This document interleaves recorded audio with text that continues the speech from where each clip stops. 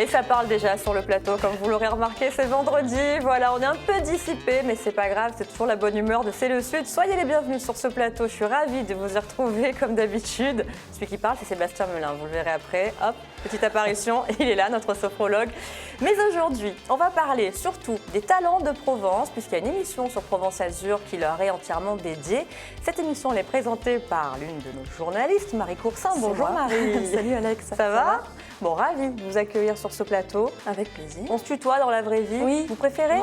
On va se voyer, on va faire plus chic. On verra comment ça arrive. Voilà, donc Marie, cette émission qui a démarré il y a peu de temps, début d'année. C'est ça. Et on va en parler. Vous allez nous présenter certains de ces talents, justement, que vous avez eu la chance de rencontrer, puisqu'ils font de bien beaux métiers.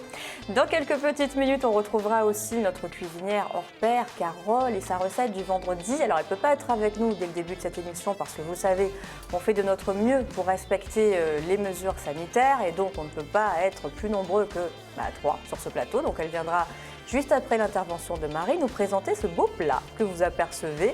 Il s'agit de saucisses aux lentilles et je crois qu'on aime tout ça, à moins d'être végétarien. Hein Sébastien? Moi je ne suis pas végétarien. Saucisses lentilles, ça vous va? Saucisses lentilles. Bon, vous aviez l'air en pleine forme en démarrant cette émission là. Ça va? Oui, très bien. Vous êtes venu avec vos petits objets. Aujourd'hui je suis venu avec une collection d'objets en fait. Je vais vous parler, vous allez voir, on va essayer de se libérer du flux des pensées en utilisant les objets. Les pensées qui nous encombrent bien souvent. Donc très bien, ok, on va faire abstraction de tout ça. Allez, mais pour démarrer, on va parler de cette belle émission que vous pouvez découvrir sur notre antenne, Provence Azur TV. Il s'agit des talents de Provence, donc c'est Marie qui est derrière tout ça, vous la découvrez en chair et en os, vous voyez, pas déçu. Alors Marie, ça a démarré en début d'année, quel est vraiment l'objectif de ce nouveau programme? Alors en fait, ça a démarré suite à une autre émission qui était dédiée au musée. Et cette émission, ce sont en fait des portraits de créateurs, d'artisans, d'artistes. Donc ça, on vient de commencer, donc il y en a à peu près une petite dizaine, donc on n'a pas traité tout le monde forcément. Mais l'idée, c'est vraiment d'aller à la rencontre d'un créateur, d'un artisan dans son atelier. Et il va nous présenter un petit peu toute...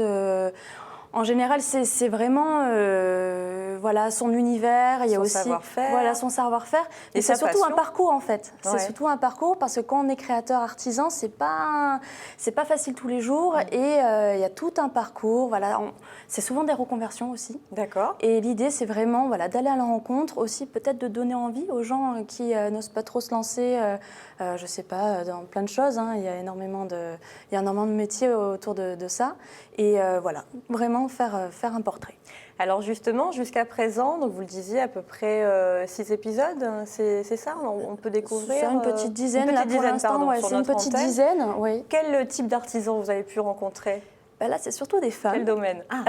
C'est surtout des femmes. Mais oui, alors les domaines, ils sont variés. Après, c'est sûr qu'on ne peut pas passer à côté d'Aubagne, terre d'argile. Donc, il y a énormément d'argilistes, de céramistes, de potiers. Donc, on en a rencontré 2 pour le moment. Donc, là, on voit justement une jeune femme. C'est ça. À l'écran. Alors, elle, c'est Alice. Donc elle est toute jeune, elle a 19 ans. Ah oui. Et elle est vraiment à son compte. Elle a lancé son entreprise en août. Et en fait, elle vient d'un milieu où, en gros, elle n'a pas fait forcément d'école. Enfin, elle n'était pas à l'aise du tout dans l'éducation. Elle ne savait vraiment pas du tout, comme beaucoup de jeunes, quelle vocation, les formations, c'est assez lourd. En plus, surtout quand on n'est pas à l'aise en classe, c'est encore moins facile. Et elle a eu la chance de rencontrer un ami de son père qui était potier. Et qui l'a fait un peu bosser dans son atelier pour un stage de 2 mois. Et elle est tombée vraiment amoureuse de la terre, quoi. Elle a vraiment voulu manipuler la terre, apprendre comment on pouvait tourner, parce que c'est une technique qui n'est pas évidente. Bien sûr. Et du coup, là, elle s'est lancée là-dedans. Alors, il y a une aide incontournable, c'est les réseaux. Donc, elle vend beaucoup avec Instagram. Elle a des points de vente également, parce que ça, c'est peut-être Oui, compliqué alors elle fait pour les ces marchés. artisans de trouver aussi des points de vente dans des boutiques qui ont pignon sur rue, parce que c'est compliqué aussi de se lancer quand on est aussi jeune et de lancer sa propre boutique. Donc, il faut bien trouver d'autres moyens, comme vous le disiez. C'est ça. Alors, il y a des boutiques qui font des dépôts, des choses comme ça, mais elle n'est pas là-dessus. Elle fait plutôt les marchés, qui ne sont pas sur le littoral, plus un peu dans les terres. Il y a un peu cassé, je crois qu'elle a fait. Mais vraiment, je pense que c'est les réseaux, quoi. Elle va... Elle travaille avec son temps, finalement. Ouais, elle travaille avec son temps, mais comme beaucoup d'artisans et créateurs, au final, parce qu'ils se font connaître uniquement sur Instagram. Il faut passer par là aujourd'hui. Et il faut passer par là, c'est incontournable. Ils arrivent, il suffit de mettre hashtag Argile, Et oui, et après... et ça prend, quoi. Ça prend comme ça. Ouais. Ce sont des métiers passion aussi, j'imagine que c'est ça qui ressort de vos rencontres. L'artisanat sont des métiers parfois difficiles parce que ça demande beaucoup d'heures de formation et beaucoup d'investissement personnel, mais c'est la passion qui prime, non? Oui, c'est la passion. En fait, c'est toujours un peu le même cas de figure. C'est des gens qui... Bon, pas pour Alice parce qu'elle a 19 ans, donc elle n'est pas vraiment rentrée dans le monde du travail, mais pour les autres personnes, en fait, c'est souvent, on a fait quelque chose, on en a marre de son métier, on a une appétence pour telle ou telle chose, on s'y lance un petit peu, puis au final, ça plaît aux copains, aux copines, et puis on continue à produire et on se spécialise dans une technique et on apprend beaucoup de choses. Après, bien sûr, c'est pas une route très facile, toujours facile, ça c'est clair. Et d'ailleurs, Alice nous en parle dans l'interview qu'on va avoir. Et si on l'écoutait? Oui, tout à fait. Ouais, vous avez monté un petit extrait de cette émission Talents de Provence qui lui est consacrée. On écoute Alice tout de suite. Honnêtement, il faut avoir du culot pour se lancer. En plus, dans la céramique, c'est un métier qui est un peu compliqué de nos jours. Il faut avoir vraiment du culot pour se lancer dans une période pareille, quoi. Mais ça va, je trouve que ça va. Je suis un peu épargnée dans le sens où les gens sont beaucoup plus sur Instagram, donc ont plus de facilité à me contacter. Mais bon, c'est vrai que ça a été dur, le confinement, tout ça. Enfin, plein de fois, je me suis dit, mais je vais pas pouvoir le passer, c'est pas possible, je vais tout laisser tomber. Et puis finalement, avec un peu d'acharnement, on arrive à passer ça. Et puis je me dis qu'en démarrant à cette période-là, plus tard, quand ça sera passé, au moins, si j'arrive à passer ça, je pourrais tout passer, quoi. Parce que c'est vraiment le plus dur, donc non, ça va. Je le vis plutôt bien, même s'il y a des jours, j'ai envie de tout envoyer péter, mais voilà. Donc c'est ce qu'on disait un petit peu tout à l'heure, Marie, il est beaucoup question de volonté aussi, puisque forcément la période actuelle n'est pas facile aussi pour les artisans. Surtout dans le cas d'Alice, parce qu'elle s'est vraiment lancée au moment où c'était confiné, où c'était difficulté de se faire voir, du coup pas de marché, pas tout ça. Donc c'était un peu compliqué pour elle, mais au final, elle s'est dit voilà, c'est une épreuve, elle a passé cette épreuve et elle dit voilà, maintenant il peut tout m'arriver. Maintenant, je suis bien dans mes baskets et je peux continuer mon activité. Elle est portée par sa passion. Sébastien, vous aviez une petite question pour moi? Oui, du coup, moi je me demandais comment vous les dénichiez, ces talents, ces créateurs, comment vous faites? En fait, moi je ne suis pas très réseau, je ne suis pas à fond là-dedans, mais je regarde un petit peu et c'est vrai qu'il y en a qui ressortent. Après, il y a énormément de sites, comme Aix-en-Provence a mis en place en fait tout un... Je ne sais pas comment on appelle ça. Un réseau, une plateforme? Oui, une plateforme où on voit, où on peut dénicher un peu tous les artisans du coin. Et c'est vrai que je me suis regroupement, ils les ont regroupés? Oui, c'est ça, ils les ont regroupés pour dire, consommer local. Donc du coup, ils regardent, ils pointent un petit peu tous les gens qui sont autour du pays d'Aix, forcément. Et du coup, je fais un petit peu mon marché. Mais c'est vrai qu'il y a énormément de créateurs. C'est ce que j'allais vous demander. Oui, est-ce qu'on a un moyen de savoir finalement si notre région est particulièrement pourvue en artisans, en créateurs par rapport à d'autres régions de France? C'est compliqué de quantifier. Oui, c'est compliqué de quantifier, mais c'est vrai que après, on est quand même dans une région où on peut se permettre des choses. Il y a un peu tout à proximité. Je pense à l'argile. Peut-être, par rapport au domaine d'activité. Peut-être que l'argile est plus représentée chez nous, forcément, avec la terre du pays d'Aubagne, comme vous le disiez. C'est évident, c'est évident. Et cette tradition. C'est ça, exactement. Et puis, ce qui ressort beaucoup, c'est qu'il y a énormément de femmes. Alors, je sais pas. J'allais dire, alors place aux hommes bientôt. Oui, place aux hommes. Non, on l'a déjà fait. On est allé voir André-Annie Création. Et c'est une personne qui est professeure à l'école de poterie d'Aubagne, école de céramique.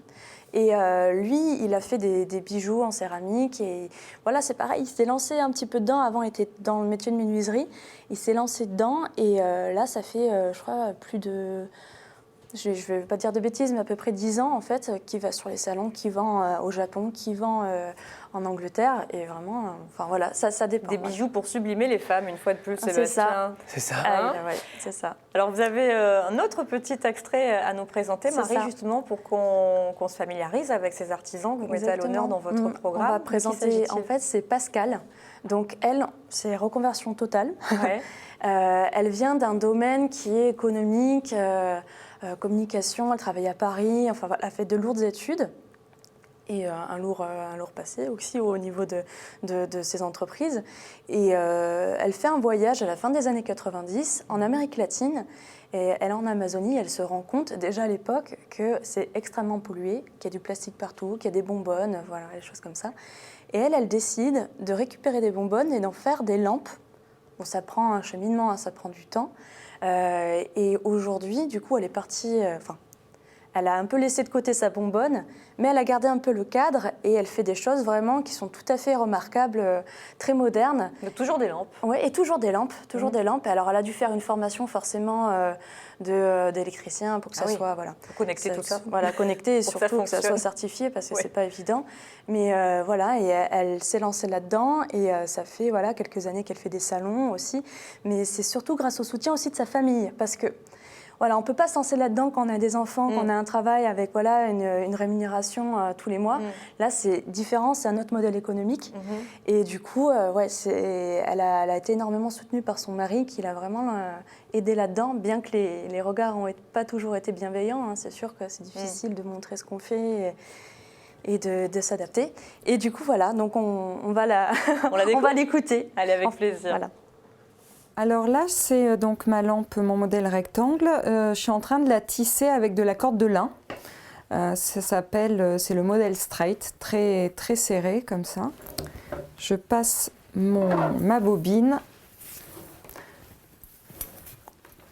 pour faire un tressage serré qui va faire après une lumière un peu comme dans une cabane en bois. J'aime bien... quand la lumière se diffuse. Voilà, donc il faut être patient, hein, repasser la bobine. J'avais envie de ce contraste un peu mi-ombre, mi-lumière là, qui se diffuse. Donc il n'y a rien de compliqué, hein. C'est juste de la patience. Il faut bien tirer parce que j'aime bien quand ça fait un rendu après...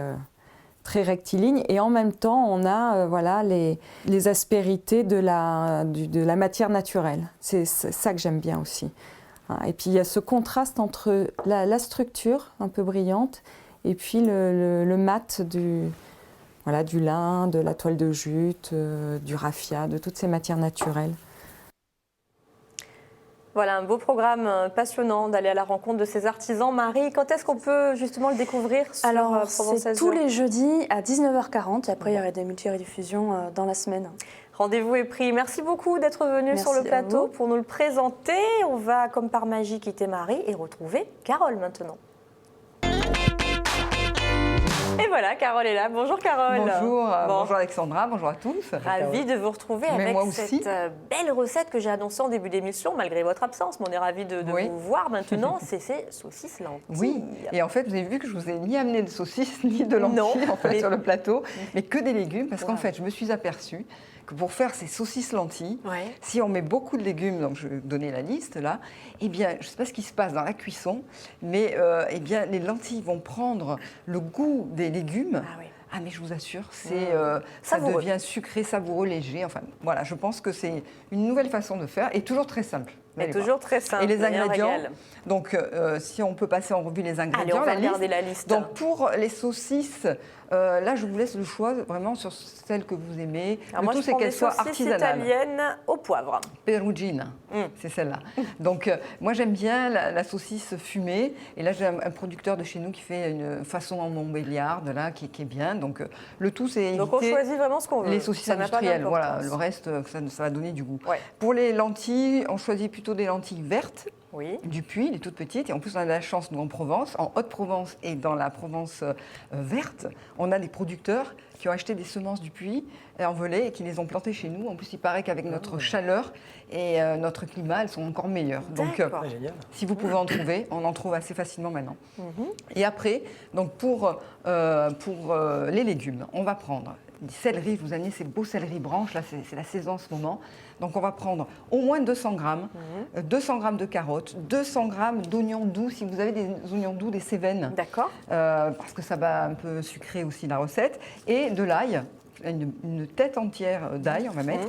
Et puis, si vous avez un petit peu de bouquet garni. Tête entière d'ail. Ah oui, vous allez voir. Costaud, Oui, 200 grammes, on va mettre 200 grammes de céleri, 200 grammes de carottes, 200 grammes d'oignons, une tête d'ail entière. D'accord. Tout ça pour 250 grammes de lentilles. Donc c'est pour 4 ? Pour 4. D'accord. Et donc là, les légumes sont en majorité présents dans cette recette. Ok, Voilà. bon, très bien. Est-ce que je vous ai convaincu? Après, Ah ben, on vous a avez noté. vu dans la liste des ingrédients que j'utilise toujours huile d'olive, sel, piment d'Espelette, un petit peu de concentré de tomate Oui. pour un peu lustrer la sauce. Voilà, c'est tout. Hein. Très bien, bon, Voilà. c'est noté. On a noté, hein, Sébastien, C'est les noté. ingrédients. Tout est noté. Je changerai peut-être la saucisse aussi par une autre saucisse. Alors, hein, on mais peut bon. le faire Laquelle sans pour vous? saucisse. La morteau, j'aime bien. Ah, morteau, La vous morteau. avez Ouais. raison. Ah oui, Voilà. oui, Bon. sans problème. Mais sinon, on peut le faire végétarien aussi, sans saucisse. hein. Oui, bien sûr, Ah, voilà. juste avec les lentilles Voilà. et les légumes. Et les Bon, légumes. On passe Voilà. en cuisine Allez, avec on passe Carole. en cuisine maintenant. Alors, vous allez voir, j'adore cette recette en plus parce qu'il suffit d'un seul contenant. C'est pratique quand même. On va Ah bah tout oui, faire ça, c'est cuire dans pratique, une hein, belle c'est clair. sauteuse. Donc, j'ai préparé tous mes légumes à l'avance. Ouais. Coupés, le céleri, les carottes, les oignons. Et puis, on va démarrer tout de suite. La première étape, toujours à peu près pareil. Je fais chauffer à feu vif mon huile d'olive. Pour 4 personnes, 4 cuillères à soupe. Pour le sel, c'est 4 pincées de sel pour 4 personnes. Comme ça, c'est facile à retenir. Piment d'Espelette selon votre goût. Et là, le concentré de tomate, j'en mets une grosse cuillère à soupe. Et ça, D'accord. c'est ma base de l'assaisonnement. Et ensuite, je verse tous les légumes. Vous avez vu, les gousses d'ail, je les laisse entières. D'accord. Elles vont confire. Ok. Les oignons émincés normalement. Les carottes et le céleri, par contre, vous les coupez en gros tronçons. Comme ils vont cuire à un certain moment, Pour pas il faut qu'ils qu'ils se diminuent tiennent à la trop, oui. cuisson. Ouais. Voilà. Et puis là, dans un premier temps, on va les faire revenir donc à feu vif. Et le tout, c'est qu'ils s'enveloppent, ils s'enrobent d'huile d'olive, de sel, de piment, que toutes les saveurs prennent les légumes. Ouais. Et puis, ensuite, je vais faire une petite place dans la même sauteuse pour faire revenir les saucisses. Alors là, le but étant juste de les colorer, Alexandra. C'est 1 minute.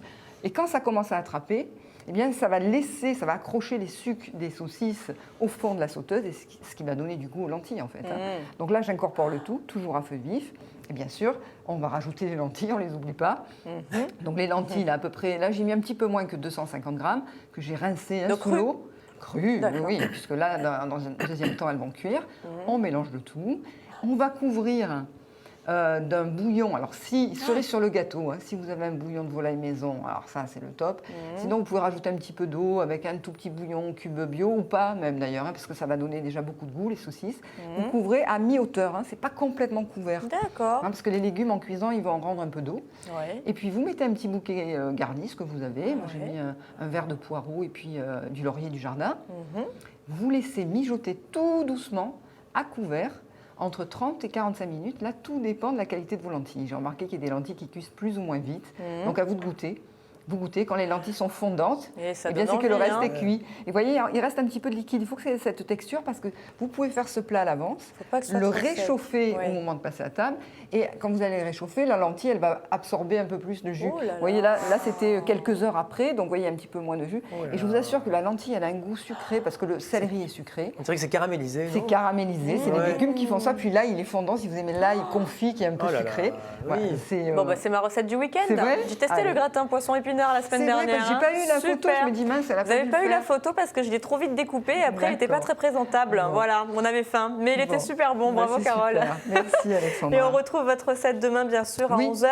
Et dans la sur Provence votre chaîne aussi, YouTube demain matin. De samedi, bien évidemment. Bravo une fois de plus pour cette bonne recette. Ça vous tente? C'est hyper coloré en plus. Oui, c'est coloré. Ah oui, ça donne envie. Alors, si vous ruminez, ça nous arrive à tous de ruminer, d'avoir des pensées parasites comme ça qui s'accrochent dans nos petites cellules grises. Et si vous avez envie de les chasser, Sébastien a une astuce qu'on va écouter avec attention. Oui, alors moi aussi je suis venu avec plein d'objets aujourd'hui, des ingrédients, mais je vais faire un autre type de recette. Vous avez une orange quand même. J'ai même une orange en fait. Du coup, l'idée c'était, je voulais qu'on parle de ce fameux flux incessant des pensées. Et en sophrologie, nous, ce qu'on aime bien faire, les sophrologues, on aime bien accompagner les gens à essayer de défocaliser l'attention, essayer de ne pas concentrer l'attention sur les choses négatives, mais essayer de se concentrer sur des choses qui sont agréables, positives. Alors, il y a plein de façons de le faire, et en fait, il y a parfois la respiration, il peut y avoir des images, mais il y a aussi quelque chose de très intéressant qui sont finalement les objets du quotidien. Et c'est pour ça que j'ai fait exprès de ramener des objets vraiment qu'on peut tous avoir quelque part sous la main. Est-ce qu'il faut qu'on choisisse un objet qui nous est cher ou qui a une importance particulière pour nous ou pas forcément? Eh ben moi j'ai presque envie de dire l'inverse. Vous voyez, de prendre un objet limite le plus anodin possible. Vous voyez, j'ai fait exprès de prendre vraiment des clés, alors il y a un chèche, le téléphone, presque des choses les plus anodines possibles. Parce que qu'est-ce qui va se passer dans cet exercice-là que je vais vous proposer? L'idée, c'est de se dire, moi, je fais une petite collection d'objets, c'est bien, parce qu'on va avoir quelques-uns sous la main. Mais si on prend le sac à main, par exemple, de vous, mesdames, je suis sûr qu'il y a plein d'objets déjà dans le sac. On va trouver les choses. Voilà. Déjà l'hydroalcoolique, en ce moment, des masques. Bon. Et en fait, l'idée de cet exercice-là, c'est d'aller explorer un objet. Qu'est-ce que ça veut dire, explorer un objet? Ça veut dire de pouvoir, par exemple, on a un petit stock sous la main. On va en prendre un au hasard. Alors, je vais faire exprès de prendre peut-être le plus anodin, qui est le stylo. Et puis, vous allez vous installer peut-être tranquillement. Et puis, vous allez fermer les yeux aussi, idéalement, pour ne pas voir l'objet. Et vous allez prendre, par exemple, un objet au hasard. Alors là, j'en ai plusieurs. Je prends le stylo.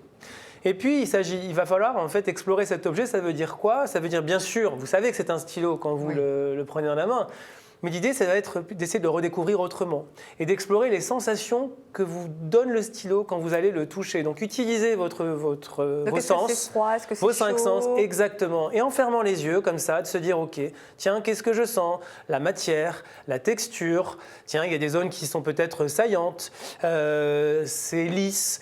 Il y a des reliefs. Et essayez comme ça de concentrer votre attention sur tout ce qui peut se passer. Ça peut même être parfois d'aller même le sentir, l'objet. Enfin, on peut utiliser vraiment ces 5 sens. Si c'est un agrume, par exemple. Et voilà, si c'est un agrume, bien sûr, on a l'orange. Tiens, qu'est-ce qui se passe? Et puis aussi, à quoi ça me fait penser? Peut-être que le fait de sentir une orange, eh ben, on va avoir d'un seul coup, pourquoi pas, des souvenirs qui vont arriver. Vacances. Exactement. Un textile aussi, c'est hyper intéressant parce que ça peut être en effet encore d'autres sensations au toucher, aussi d'autres choses qui se passent quand on va le sentir. Et d'essayer comme ça d'explorer l'objet au maximum. Et le kiki de tous les kikis, là? Alors ça, je vous ai amené un objet qui m'est très cher parce que c'est le kiki de mon enfance. Oh oui, moi j'en avais un aussi, mais je l'ai perdu. Et donc voilà, et c'est pareil, c'est un objet aussi tout simple, et c'est vraiment intéressant parce que vous essayez de tenir ça, faites l'exercice, et puis vous allez vous rendre compte, qu'on décroche, au bout d'un moment, on décroche en fait. De ses pensées. Ce qui est intéressant, c'est d'essayer de se minuter, par exemple, pour commencer, parce que quand on fait ça la première fois, essayez peut-être de mettre un chrono à côté et de tenir peut-être 30 secondes comme ça. Oui, c'est pas beaucoup. 30 secondes au départ, c'est rien, et de voir ce qui se passe pendant 30 secondes. Mais c'est pas évident, si vraiment on a l'esprit embué, de décrocher. Et surtout, c'est une question de pratique, non? Et d'exercice, j'imagine, de récurrence. C'est une question de récurrence, d'entraînement. Et moi, j'incite toujours les gens à commencer en effet par justement peut-être des choses les plus anodines et un temps très court. Et dans un moment plutôt de calme où on n'a pas forcément... déjà exactement, pas dans les moments les plus agités, mais d'essayer d'apprendre à mettre son attention sur les objets en fait. Et se rendre compte que plus on va s'entraîner à faire ça, plus peut-être on va réussir à tenir. Et moi, j'invite aussi parfois les gens, une fois qu'on arrive à faire 30 secondes, de dire OK, je mets un minuteur et je vais essayer de tenir 1 minute sur un objet et de quasiment ressentir tout ce qui se passe quand je le touche. Peut-être même d'imaginer ce qui se passerait si je devais décrire cet objet, par exemple à quelqu'un qui ne l'a jamais vu, qui ne l'a jamais touché. Eh bien tiens, c'est un sacré exercice finalement de décrire à une orange à quelqu'un qui n'aurait jamais vu ce que c'est. Ça se rapproche un petit peu de la méditation, non ? Oui, il y a en effet cette notion de se raccrocher vraiment dans l'instant présent et d'être vraiment à l'écoute de ses sensations. Voilà. Et en effet, en ça, c'est très proche de cette méditation de pleine conscience. Oui. Voilà, ce qu'on appelle la méditation de pleine conscience. Donc, et plus vous entraînerez, vous allez voir, c'est intéressant de se rendre compte comment on peut décrocher. Et parfois, même une minute de décrochage, franchement, pas C'est mal. énorme, hein, en fait. quand hein, on a c'est la tête beaucoup, hein. embuée, on le prend. Hein. Vous en pensez quoi, Carole? Ah, moi, C'est un en exercice fait, qui vous tente? Oui, qui me tente, mais je me connais, si je ne suis pas accompagnée, je vais avoir du mal à le faire toute seule. Parce que comme c'est un exercice difficile pour moi, donc en fait, c'est la fainéantise d'essayer, parce que je sais que c'est très dur. Je rumine beaucoup. Ouais. Donc me concentrer sur ma respiration, j'ai essayé. J'ai du mal, mais là je vais essayer parce que c'est plus concret en fait. Ouais. Donc peut-être que ça sera plus facile pour moi. Et c'est C'est exactement je c'est ça. vous important ce dirai. qu'elle disait, Je vais Carole, essayer. à l'instant. Peut-être que Ouais. d'être accompagnée dans un premier temps, ça permet de mieux comprendre Oui, le truc sûrement. aussi. Eh bien, en Je fait, pense. oui, en effet, il y a deux choses que je note dans ce que dit Carole. C'est bien sûr la respiration, par exemple, peut être beaucoup plus difficile. Oui. Ça paraît plus technique pour quelqu'un ça. de se Plus dire abstrait, c'est ça. comment on c'est ça. respire, je sais pas Ouais. faire et tout. Ouais. Et donc, en effet, l'objet est quelque chose de très très concret. Oui. Ouais. Et oui, se faire accompagner, bien sûr. Alors, c'est tout l'intérêt. Si on a un sophrologue sous la main, c'est Ah, génial. mais voilà, non, Mais par contre, on n'a bien. pas toujours un sophrologue. On peut C'est vrai. aussi s'entraîner à le faire à deux. Oui. On peut être Ouais. avec quelqu'un et se dire, OK, on se prend 30 secondes. Ça peut être une routine sympa aussi avec, je sais pas, un ami, le conjoint. Et de se dire, on essaye ensemble. Et chacun de son côté, on prend un objet. Limite, on crée les objets au hasard pour l'autre et on fait tirer au sort Oui. un objet.